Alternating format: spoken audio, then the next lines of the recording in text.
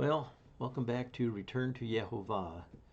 Uh, this is going to be a part two where we go on about the idea of what is so bad about God's law.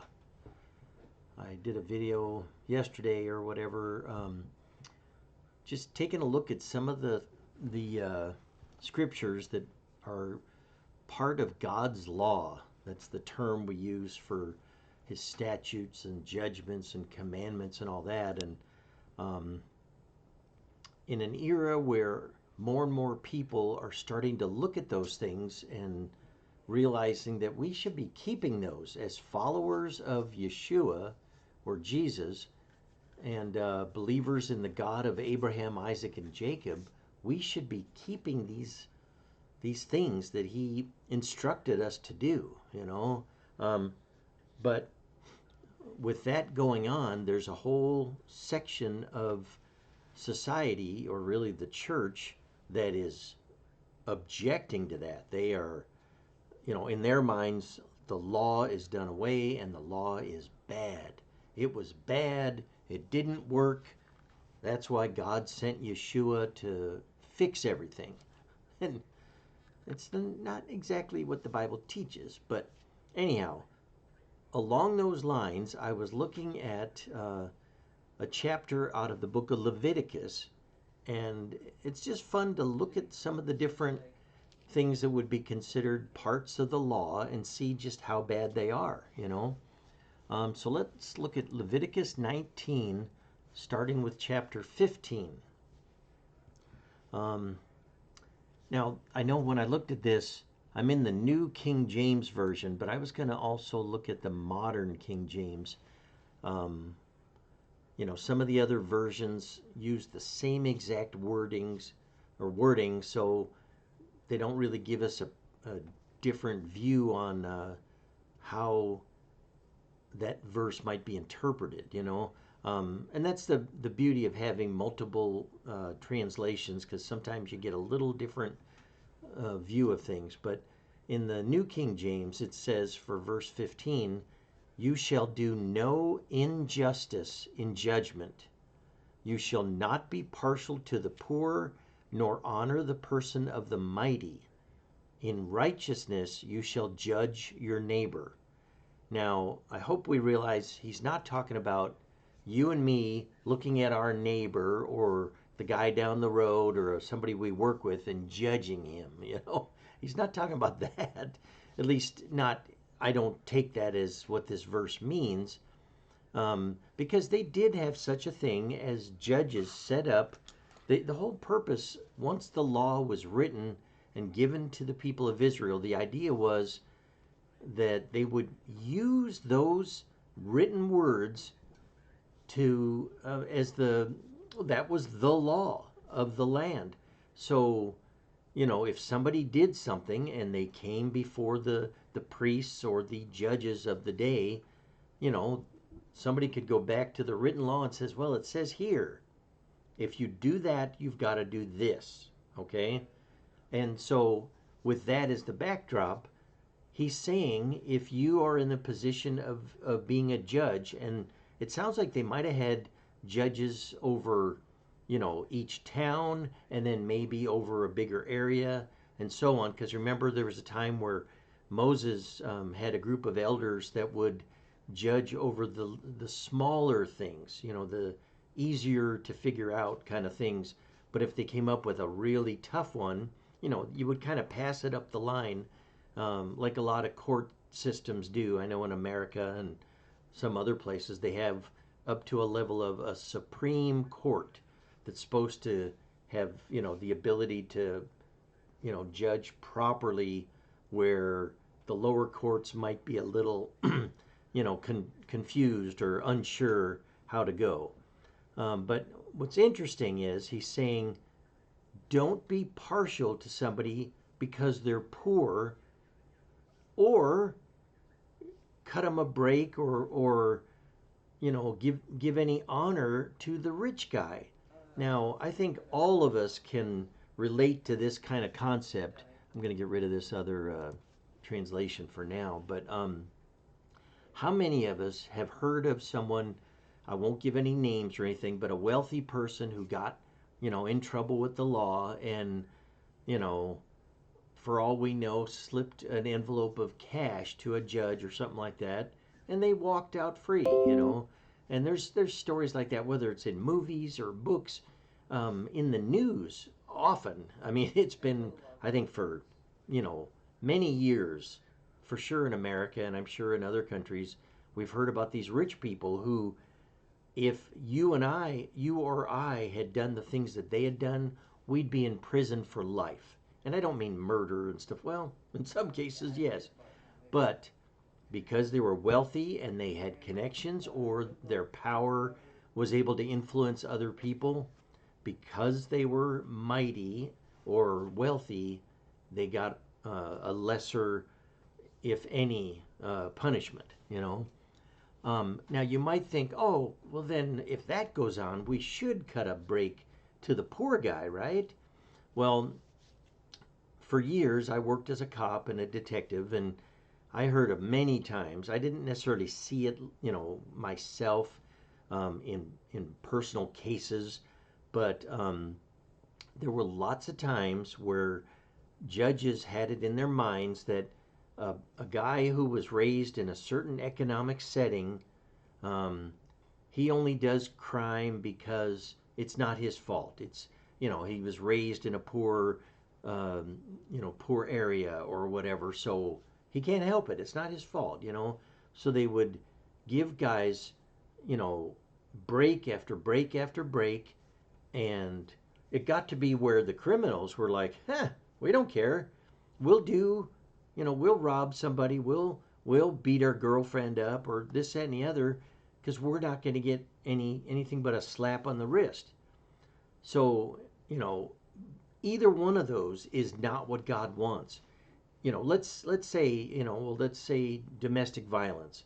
If you've got the richest man in the land, or a regular guy that doesn't have a job and is just scraping to get by, in some inner city or whatever, if either one of them is guilty of, let's say, domestic violence or something like that, God says we should judge them based on his rules and don't cut slack to either one of them. Okay, excuse me. Now I just want to look real quick, because when I was looking at this yesterday. Yeah, so the New King James says you shall do no injustice in judgment, but God calls it, or at least the modern King James translated that as you shall do no unrighteousness in judgment. Now, from what I understand, the Bible has two things. There's righteousness and unrighteousness, or wickedness is what it's often called. And when you get down to the nitty gritty, you're righteous if you keep God's commandments and follow his rules. You're wicked or unrighteous if you go against those and do, what you want to do, or some other system of rules. Okay. So anyhow, that's kind of several minutes to just look at one verse. But this is, again, to get back to the point of why I'm even doing this, is these are things that are in God's instructions, his Torah, and a lot of people are balking at it. I don't want to do that. I've been set free from that bondage, and there's been people, I guess, on videos on either YouTube or TikTok that consider these things that are that are part of the law to be doctrines of demons. I mean, that's a phrase that shows up in the New Testament warning us about the last days. And I don't want to go look for that right now, because I didn't expect to even talk of that, but that came to mind. So just know that, that's the view that some people in the church take on these things I'm reading here. Just pretty straightforward. God's just telling you to be fair and to treat people right, and this, that, and the other. Let's look at 16. Leviticus 19, verse 16. It says, you shall not go about as a talebearer among your people, like a storyteller, or making things up, or a gossip, I think is a fair thing um, to call that person. Let me look at the modern again to see. Well, okay, the modern King James says, "You shall not go as a slanderer among your people." So you could break that down as, don't go slandering your neighbor, or you know uh, somebody you work with, again, whatever. Um, and a talebearer, a storyteller. I mean, so basically, if you're making something up and say, "Well, I saw that guy do this," or "I think he's that," or whatever, and that will make him look bad in the eyes of other people. And you know, I mean, there's sometimes people have been slandered, in the newspapers or whatever, and then they've been, lost their job, and some people have lost a license to either practice law or maybe to do medicine or whatever. And the truth is, they did not do any of the things they were accused of. I mean, just ruin their life and their livelihood. But people get away with saying those kind of things. It's really too bad. But the point is, yes, we do those things in our modern society and people get away with it, but God says don't do that. I mean, you know, um, he also says in the very same verse, "Nor shall you take a stand against the life of your neighbor." And then he finishes that with, "I am Yehovah," or "I am the Lord." Um, Now, that's one of those, even in the New King James, it's like, don't take a stand against the life of your neighbor. I think the King James says, like, don't, neither shall you stand against the blood of your neighbor. Uh, so right here, against the blood of your neighbor. Um, and I actually looked at a couple commentaries. I don't usually like to do that. It's just the verbiage is something we don't, I mean, that's not the way we talk nowadays. This is the year 2022, and we just don't use that kind of lingo or whatever. But, you know, and let me just say one thing. I mean, you could look at multiple commentaries, and they will probably be pretty intelligent. You could look at a Jewish commentary. I'm sure they have opinions on what this meant or means, and even Christian commentaries, um, have different ideas. I haven't looked at a bunch of them, but a couple that I've looked back on, they seem to kind of look at it, as the same thing. It's just since the language is strange. But the point I wanted to make, even in the New King James or the regular King James or some of these other versions, even though it may not be as clear to us what the meaning is as if we were a Hebrew speaker and we looked at the original Hebrew and could tell you a little bit different understanding, um, I don't want people think that they have to be um, able to read Hebrew and completely understand the mindset of somebody from 3,500 years ago to be able to follow God's law. That's one thing. To me, the beauty of it is it's been translated, even if it's not perfect, it's at least you can get a pretty good idea, of what is being said here. I mean, I take it as when, you shall not take a stand or stand against the blood of your neighbor. Now, I could be wrong, but this is also something I saw in some of the commentaries. Like, you might even have a neighbor that you don't get along with, okay? Um, but if you see somebody, pulls up in front of their house and takes out a bat and starts beating the guy, you might go, "Ah, good, serves him right," I would do that, because I don't like the guy, but I'm innocent. I'm over here, But I mean, that's just one weird example. I mean, that just came to mind. But I think it's the idea. Um, if you were to see, somebody getting beaten up on the street or whatever, I mean, now you may be a little old man or a little old lady and not be able to do much, but you might be able to say something. You sure as heck could stay around and, be able to witness and identify and, maybe at least let the people know that, hey, I see what you're doing, or, things like that. But, I think God doesn't want us to. I mean, here's a good example. How many of us have heard of the stories? Um, for me, it most comes to mind with New York City you used to hear about somebody getting mugged or beaten up or whatever in New York City. Now, this may happen still today, I don't know, or probably any city nowadays in America. Um, and there's plenty of witnesses, but I didn't see nothing, officer, or I don't know, I didn't see, I wasn't there, or whatever. So nobody wants to come forward and say, that guy is the one that did it. I saw him do it, or whatever. And now I get it. Some people might be terrified. They might think, if I say something, I'm going to get killed next, or whatever. But it seems, what my understanding is, that God doesn't want you to just look away and then go hide or close your doors and, I didn't see nothing or whatever.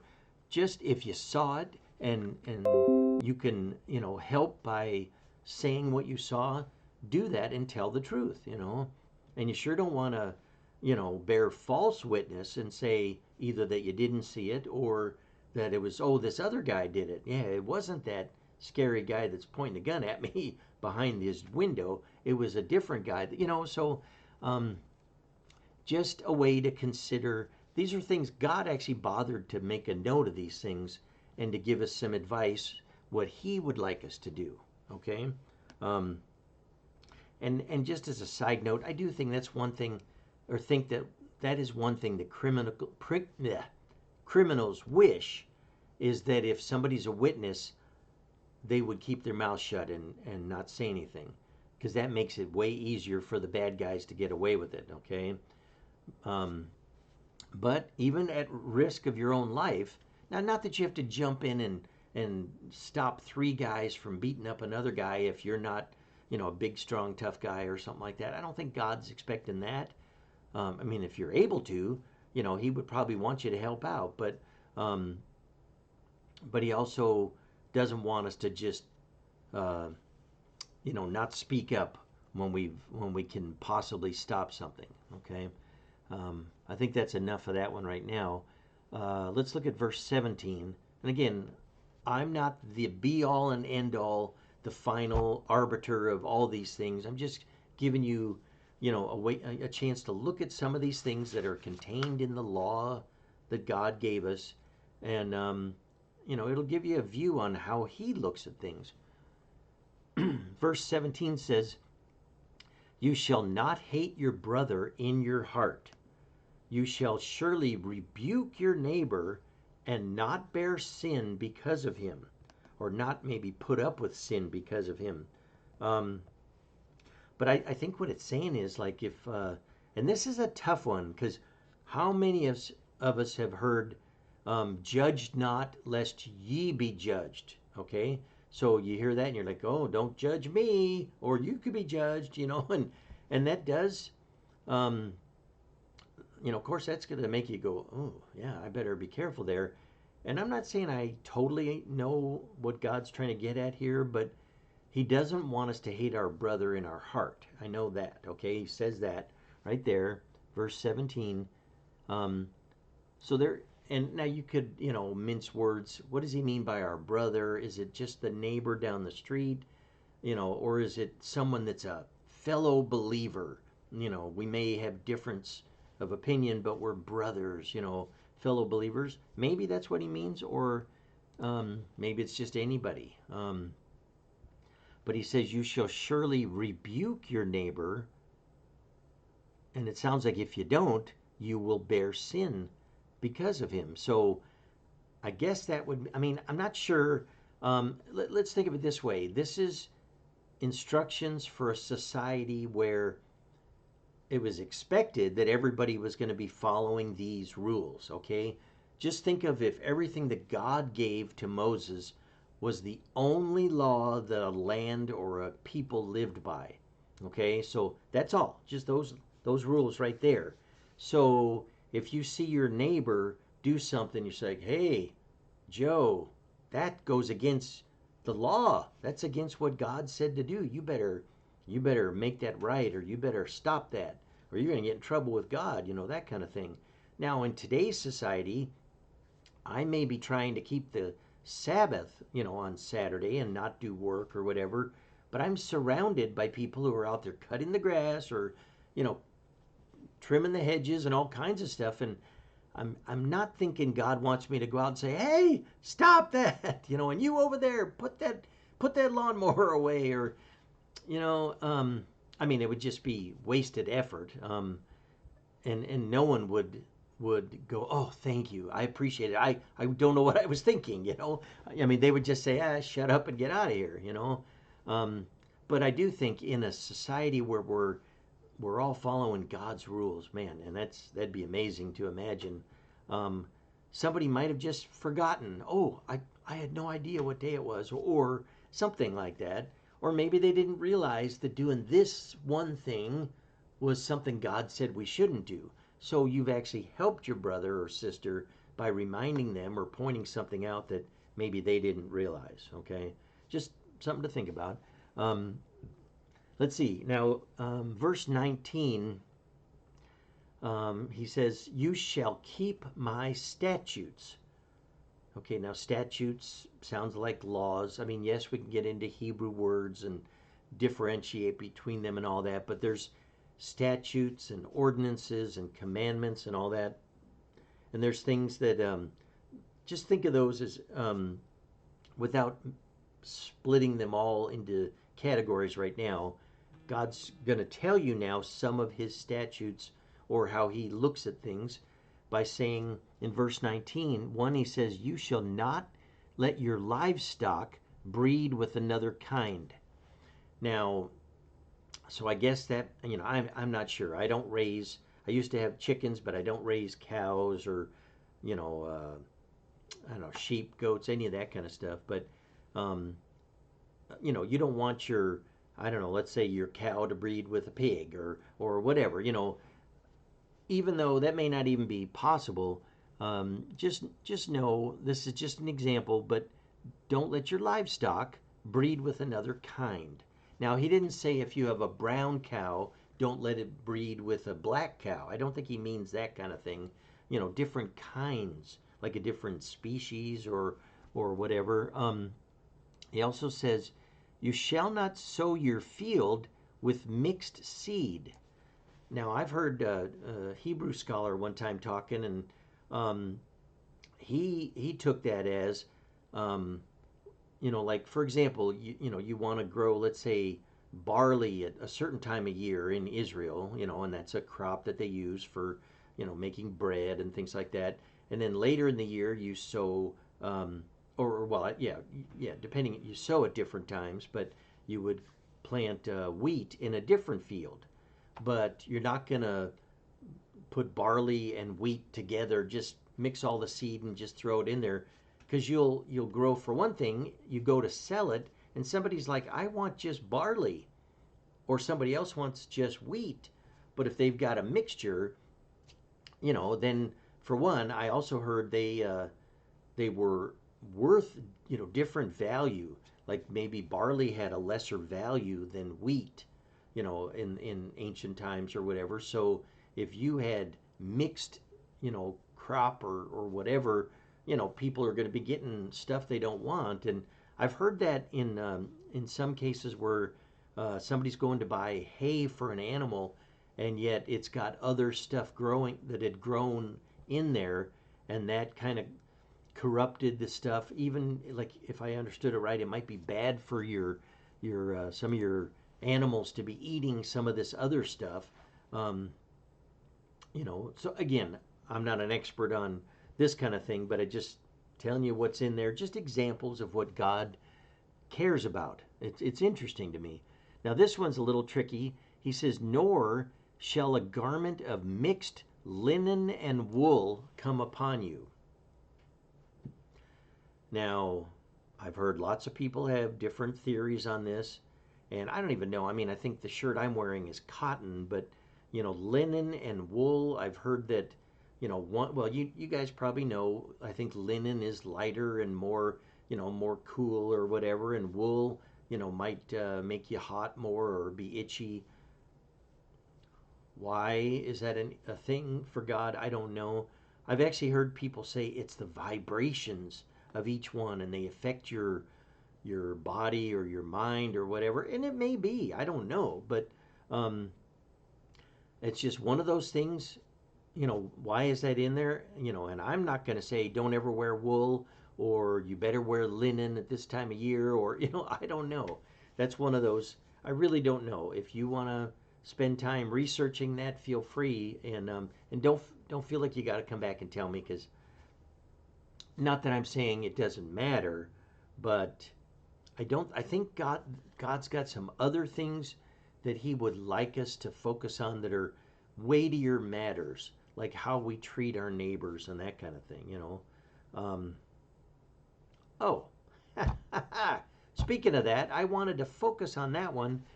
I wonder if somebody was out there probably screaming, "You skipped one, you skipped one," because I did by accident.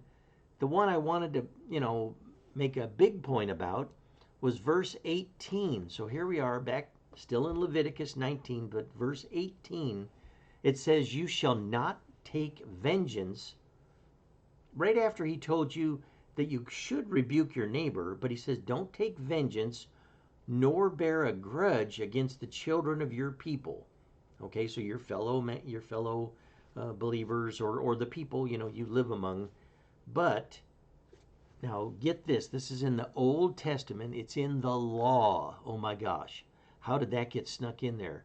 God said back with Moses, "You shall love your neighbor as yourself." Now, the first time years ago when I saw that was in the Old Testament, I was like, what? But that's the golden rule. We were told that. Jesus came and brought that.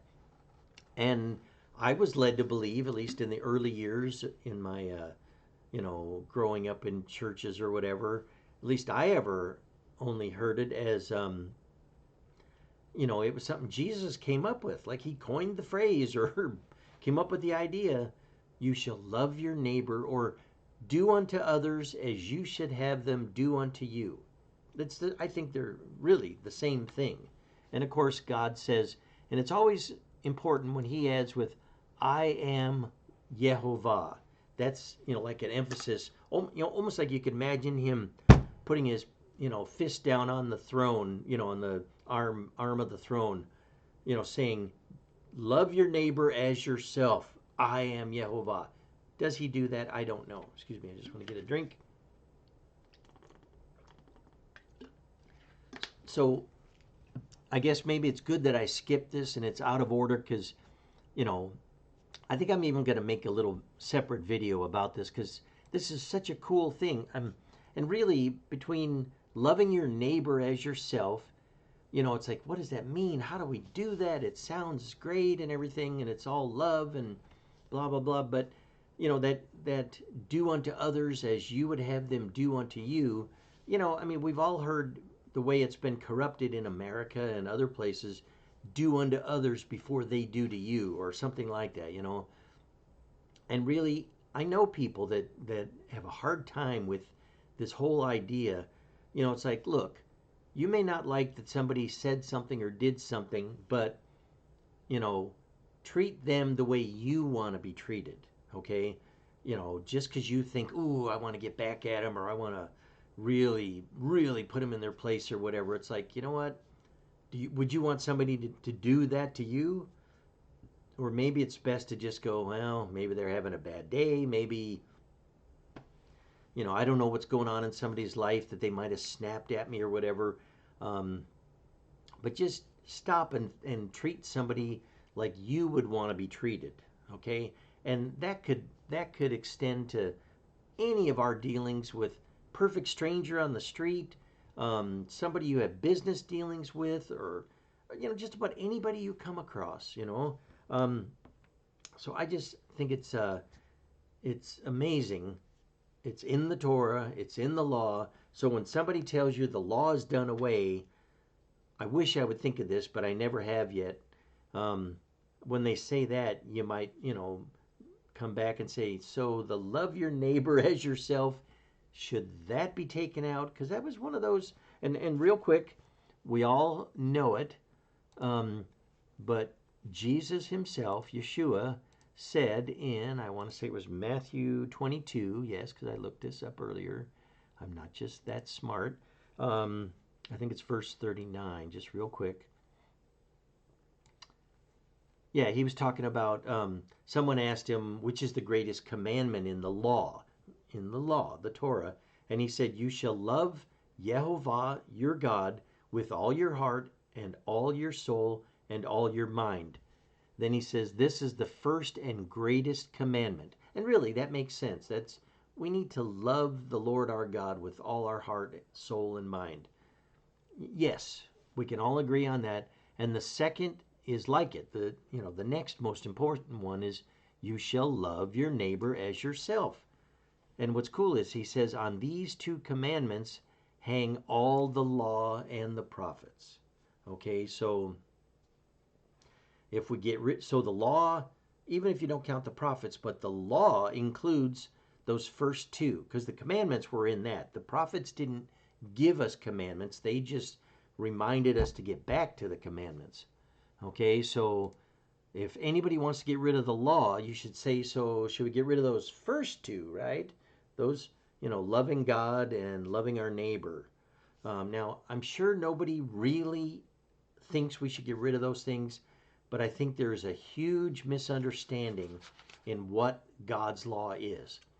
In some people's minds, it's nothing but slavery is okay and killing a bunch of people in a country when you conquer their land and what do you call it? Putting women down and keeping them in the kitchen and just pumping out babies. I mean, we've all heard all kinds of stuff, and God's all about killing animals for sacrifices and stoning people for all kinds of stuff. And I mean, they pick out things that sound the most horrific without the context of why they're even mentioned, and that in their mind that's the law, and that's why Jesus came to do away with all that horrible stuff.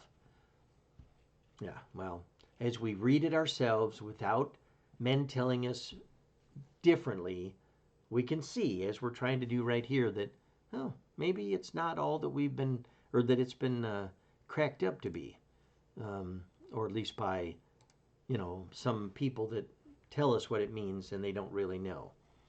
All right, well, I'm going to call it for now. So we ended with verse 19. I mean, we did 18 last, but so yeah, just another little glimpse into the law to see that maybe it's not as bad as people say. So I'll just say, Yehovah bless you and keep you. Shalom.